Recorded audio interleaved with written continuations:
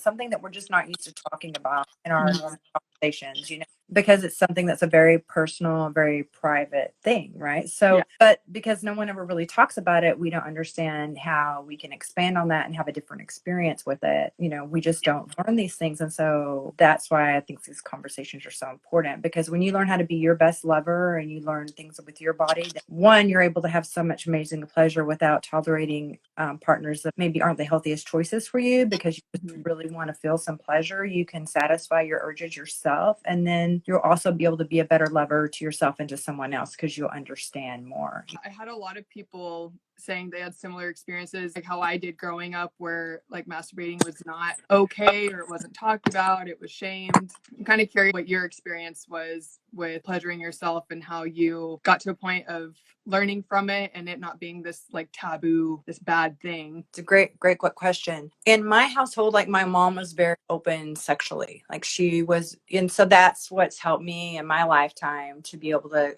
talk about these things in a more comfortable way, because she was a little over the top. I was having a conversation with my oldest daughter yesterday, and we were talking about, I said, my mom was more like the shock jock, like Howard Stern. Like she would just say things that were very shocking. At least I wasn't repressed or like shut down on certain conversations. That self-exploration for me didn't come from like my mom having a conversation with me, but just, I guess there was just a sexual vibe in the household. Like she was comfortable with her sexuality. So it wasn't like such a shameful thing, even though it still remained something personal and not something that we spoke about. But I found things like, when I was 8 years old, I started reading Cosmopolitan magazine that she left on the tabletop, so then I would read the articles and the things about position. So I was just like looking at things, from an early age and I was curious about things. So it's just a normal part of like our bodily functions as we start to enter puberty and have these sensations and explore. But then you don't know. Like I thought when I had my first partner and I lost my virginity with him, and I was with him for 4 years and ended up having a baby with him, I thought I wasn't able to have an orgasm because I didn't even understand that when I was self-pleasuring that these sensations that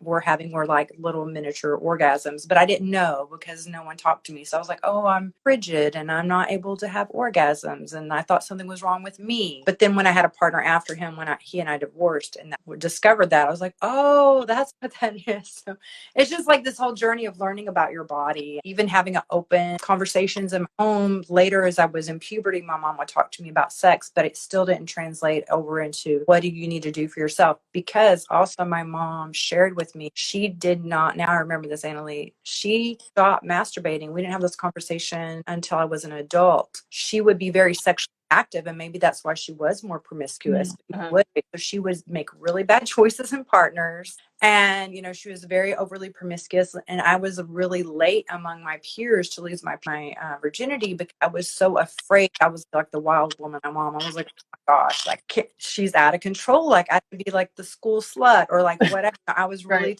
terrified.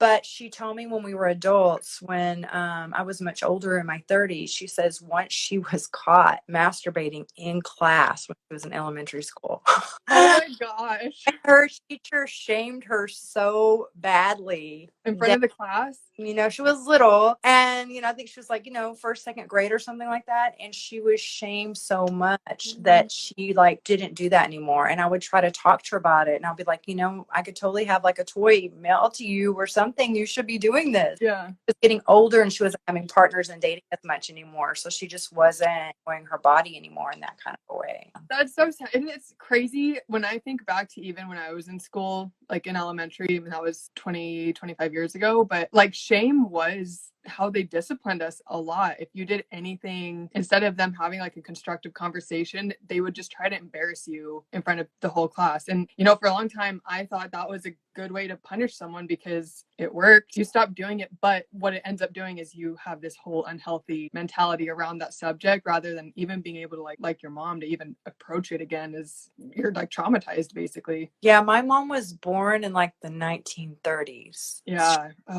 Much older, so you can imagine in her generation, and like you and I, she was born and raised in Abilene, Texas. So Texas. And so like everything's like very religious and very restrictive and repressive. And she said, I think tried again in high school and she was trying to self pleasure and she was cutting her nails really short. And she said some boy in high school that she would ride to school with quizzed her and was like, oh, do you play with yourself because your nails are cut short? And she was like mortified. It was like, again, another thing where she was feeling shame. And it's so silly, like these conversations people can have with us that make us feel like it's not okay to enjoy our bodies. Like, Yeah, one is able to enjoy our body, it should be us. It's for our, sure. Yeah.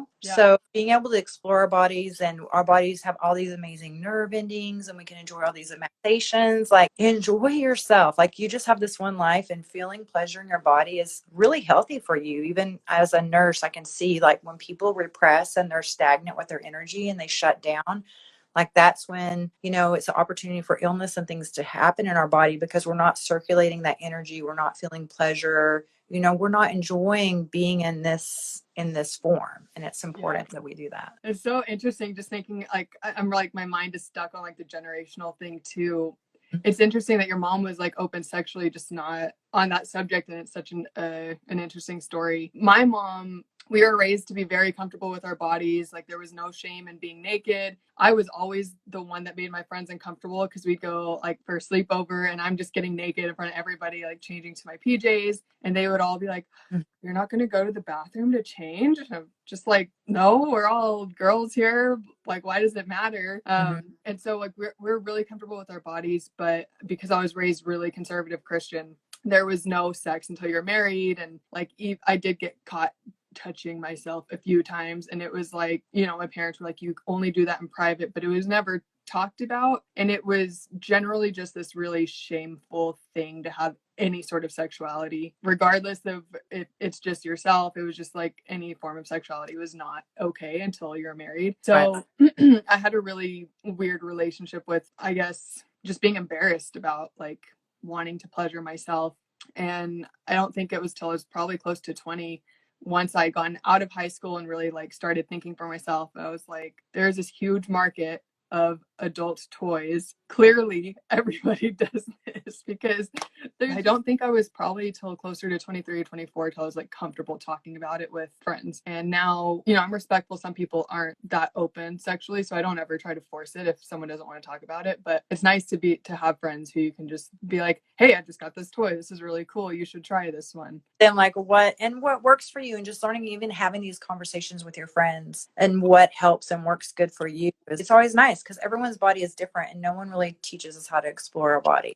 Getting in tune with yourself and learning where your turn ons, like even when I coach my clients, is like pleasure mapping. Like sometimes when you're having a self pleasure session, just feeling how different sensations and different touch impact your body. In fact, this week on my YouTube, I'm going to release a video where I'm talking about the different sensation plays and how to experience more pleasure. So it's just like, even like, does something feel good? Like when you use like your fingernails on different parts of your body. And when you self pleasure, like warm yourself up. A lot of times self pleasure, we know in our minds like what works for us to go from point A to point B very quickly and reach our goal.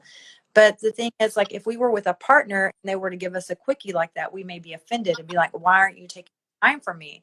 Why aren't you taking the time for yourself? Why make a date for yourself, and even make your pleasure a priority? If you have a very filled schedule, schedule it in on your calendar as like a time to treat yourself, and start with like really nice, like take a nice shower, a bubble bath, play some music you like candles for yourself. It's time to like give yourself like a massage with coconut oil or something. Feel and all the main nerve endings in your body, and then go into self pleasure ritual that you want to do, and just see how things feel differently. And then you can, even when you're with a partner, you can even say, hey, you know what? When I was doing this the other night or the other day, this felt so good. I could even feel more intense pleasure right here on my body. And I bet if you would me like that, it would feel even more amazing. You make better decisions, because whenever we're horny, we don't make the best decisions. Yep.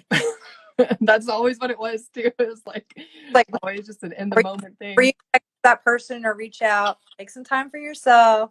Yeah. Make sure your urges are satisfied. It's just like, you don't want to go to the grocery store when you're starving, because then all of a sudden you're going to have all the junk food in your basket.